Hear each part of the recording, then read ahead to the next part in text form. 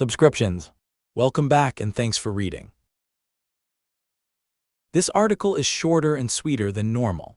After the recent, lengthy articles on things like the White Rajas of Sarawak and the jury system's flaws in the age of diversity, I thought y'all might like a shorter and sharper read. So I figured this would be a good follow-up to the article on the PRC's seeming war on American agriculture, as shown by the destruction of the Florida orange crop via suspiciously imported orange blight. This too is a form of unrestricted warfare, and a very important one at that. As always, please tap the heart to like this post so the algorithm knows to promote it. In 1999, two PRC officers released a paper on Chinese military strategy titled Unrestricted Warfare, in which they described how the PRC could win the forever war of geopolitics by playing outside the traditional rules of war, weakening competitors and enemies without ever declaring war or getting into kinetic conflict. That concept means that no form of assault, military, economic, psychological, informational, technological, cultural, or otherwise, is out of bounds so long as it can be engaged in without raising tensions to the point of outright war. The point is to weaken the enemy through asymmetric warfare and unexpected verticals, without ever reaching the threshold for outright military conflict. Typically, this is thought of in terms of cyber warfare. Chaos-causing hacking, digital espionage, IP theft, and the like are well recognized though ineffectively dealt with. Microsoft's use of PRC-based engineers for sensitive Pentagon contracts is a good example of how such things often play out, as are our vast losses, up to $600 billion annually, of research to PRC IP theft. Similarly, there is a vague recognition that this plays out in the cultural and political sphere as well. Mitch McConnell has been bought by China, Hollywood is bought and paid for by China, sports lodges like the NBA are directed around by the PRC. And we can see that in our government having taken a soft line with subverters for years, as entertainment organizations bend the knee to CCP pressures. But it plays out beyond just those softer touch forms of subversion. For example, vast damage to America's agriculture and nature has been done by unrestricted warfare. 95% of the Florida orange crop and hundreds of millions of elm trees have been destroyed by bugs and blights that showed up here from China. The same almost happened to the wheat crop just months ago when the FBI caught Chinese researchers smuggling wheat blight into the upper Midwest. It even plays out in the realm of human rather than plant death. Most notably, Chinese-controlled fentanyl labs have killed hundreds of thousands of Americans since fentanyl became a problem, with the death toll now over 70,000 Americans a year, the vast majority of the roughly 100,000 drug overdoses a year. That carnage is rarely noted but unthinkably vast, and it's intentional. Listen to the audio version of this post here. Audio: China has killed more Americans than the Axis powers. The American Tribune, July 22, read full story. The fentanyl murder problem. America has had a hard drug problem for decades, going back to Pablo Escobar and the cocaine barons of the 1970s and 80s. Fentanyl, however, is relatively new, as are the related synthetic opioids usually lumped in with it. It also comes nearly entirely from the PRC. A drug up to 100 times stronger than morphine, fentanyl is incredibly deadly. About 2 milligrams, an amount roughly the size of a few grains of salt, is enough to be deadly. It began showing up in force in the early 2010s, and was responsible for thousands of deaths a year by the mid-2010s. It then exploded in prevalence and was responsible for 20,000 deaths annually by 2016. In the 8 years since, it exploded yet further. As of 2023, fentanyl was responsible for around 75,000 annual deaths, the peak so far. At first glance, that makes little sense. Why would the Mexican drug cartels smuggle in a drug so deadly that it accounts for 3/4 of annual drug deaths? Wouldn't that just raise the ire of the American government and prove counterproductive in that it kills off their user base? And why would Americans use it if it's so deadly? The answer to the latter question is that it is rare for people to use fentanyl outright. Generally, it is packed into other drugs like heroin to give them more kick, making the drugs more addictive and creating a stronger experience for less money. So, intentionally or unintentionally, drug users tend to consume fentanyl when primarily using other drugs, from marijuana to heroin. The answer as to why the cartels smuggle fentanyl into America is more complicated. On one hand, they like it for the same reason users do. It makes drugs far stronger without requiring them to be higher quality, which boosts profits. But that is somewhat minor comparatively. The bigger issue is that the cartels rely on China for drug precursors and money laundering services, and it pushes fentanyl precursors on them because it sees fentanyl as a key element of its unrestricted warfare campaign against the United States. China's involvement. As noted by the Brookings Institution, when fentanyl first appeared, it came in completed form from China and started taking over the illicit drugs market as the deaths from it rose. China was the country from which most fentanyl started arriving in the United States about a decade ago. So this in about 2013, 2014, that we see fentanyl emerging for the first time in the illicit market on any large scale in the US. And all that fentanyl and its analogs came out of China at the time. This period in the fentanyl problem primarily saw fentanyl being shipped from China to dealers in America via the mail, which, because of the volume of trade, went mostly unchecked. That continued until 2019, at which point China pretended to cut off the flow of fentanyl to America to decrease tensions in the context of the Trump-started trade feud. But it didn't really cut the flow off. It just changed the law so that the precursor chemicals for it were exported to the cartels rather than the completed drug. The cartels, with their existing drug-making infrastructure, had no problem turning them into completed product.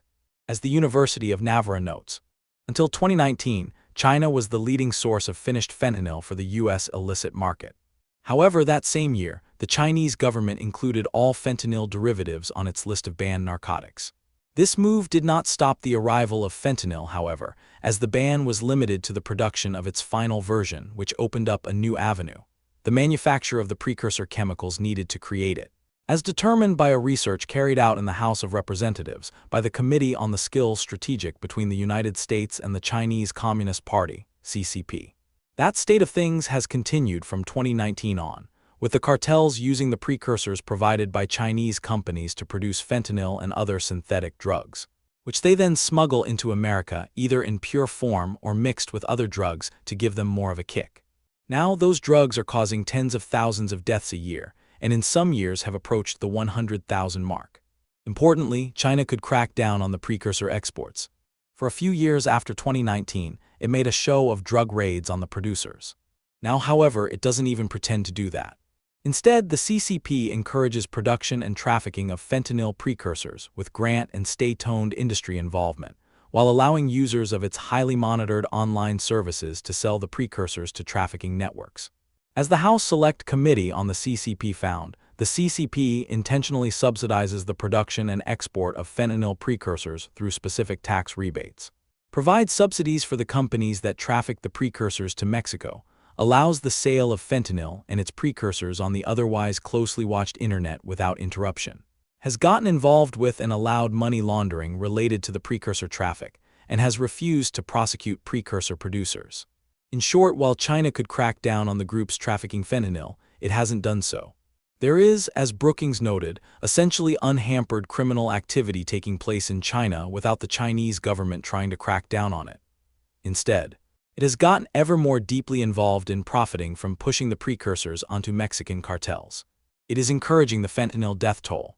It has done so because it sees drug policy as an arm of its geostrategic policy, which is unrestricted warfare. As such, seeing the fentanyl crisis from the perspective of its growing rivalry with the United States, China has poured resources into pushing fentanyl onto America via the drug cartels. That very clearly has come as part of an unrestricted warfare attack on the American population. As the University of Navarra noted, in the context of the House report showing direct PRC involvement in the trafficking of precursors to the Mexican cartels, it must be considered that China seeks to displace U.S. hegemony and become the world's leading power. Through the fentanyl strategy, it succeeds in weakening American society and forcing the United States to concentrate its efforts on this crisis, while at the same time benefiting economically. Since precursor chemicals are extremely cheap to manufacture for the Chinese industry and acquire a high value when converted into synthetic opioids. That is very clearly part of China's unrestricted warfare attacks on the United States. In fact, the 1999 Unrestricted Warfare publication noted that one of the vectors of attack that can be used with such a strategy is importing illicit narcotics to an enemy nation, from which China could benefit by obtaining sudden and huge illicit profits by spreading disaster in other countries. Even American officials have taken to admitting that China is attacking America with fentanyl precursors. Similarly, former director of the Special Operations Division at the DEA, Derek Maltz, When asked if he thinks China is making an intentional effort to push fentanyl and its precursor chemicals because of their devastating effects on Americans, said, "Yes, 100%. I don't have proof to go to court and convict them on this, but if you look at Chinese unrestricted warfare, they're using all the tools of their national power to destroy and destabilize their adversary, America. They're taking total advantage of the weaknesses in our country, the lack of security and policies to keep this stuff out of our country." So yes. Further, Eric Prince noted in interview with Tucker Carlson, it is funded, organized, logistically facilitated by the Chinese Communist Party to move the precursor chemicals that are actually made near Wuhan, China, shipped to either Venezuela or Mexico, fabricated into fentanyl and basically blended with other common drugs that people are taking. And it doesn't make any sense to do so because why would a drug dealer want to kill his customers? That's what's happening. And it is an absolute, it's a fuck you from the CCP against the West for the opium wars of the 1840s. Watch him here. That is the reality of why fentanyl is pouring into America and killing hundreds of thousands of Americans.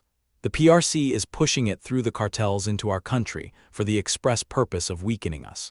Thanks for reading. Please share this post if you find it interesting. Share. More deaths than World War II. As a strategy, fentanyl smuggling to weaken America has been unbelievably successful.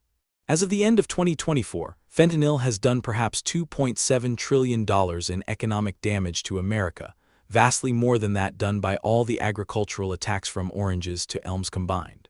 More importantly, the human carnage has been immense.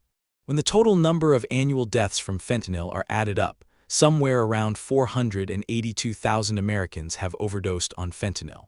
On a per-year basis, from 2020 on, every year has seen about as many deaths from fentanyl as in the entirety of the 8-year-long Vietnam War. Further, around 418,000 Americans died in World War II. Fentanyl deaths outnumber those. America has lost more citizens to Chinese fentanyl by a wide margin than all of the deaths caused by the Axis powers combined. That is horrendous. In fact, it is so bad that fentanyl is both the leading cause of death among Americans aged 18 to 45 and the primary factor in America's decline in life expectancy. The PRC could end that at any time. We needn't be losing as many Americans every year as died in Vietnam to Chinese-produced synthetic opioids. As has been noted over and over again, China has the power to crack down on fentanyl and fentanyl precursor production and has chosen to do the opposite. Instead of cracking down, Chinese gangsters, smugglers, and corporations are working with the direct cooperation and protection of the Chinese state security services to push fentanyl into America. That is an act of war. They are intentionally killing a vast number of Americans each year and addicting many more, perhaps as many as 10 addicts for every one overdose death, to weaken America as part of the unrestricted warfare attacks on our country. Sadly, most American officials, media personalities, and the like seem to either not know or not care. And so the deaths continue as America continues trading with China on a massive scale, even as it poisons our citizens. If the Trump administration cares about this issue, as it says it has and appears to, quite the change from past administrations, it needs to fight back with unrestricted warfare of its own. Using our strengths to force China to the table and to crack down on the fentanyl producers it is currently supporting with everything from lax oversight to outright subsidies. Otherwise, the murderous problem will just continue. If you found value in this article, please consider liking it using the button below and upgrading to become a paid subscriber. That subscriber revenue supports the project and aids my attempts to share these important stories and what they mean for you. Also, you'll get access to new, paid articles, like the series on the White Rajas of Sarawak.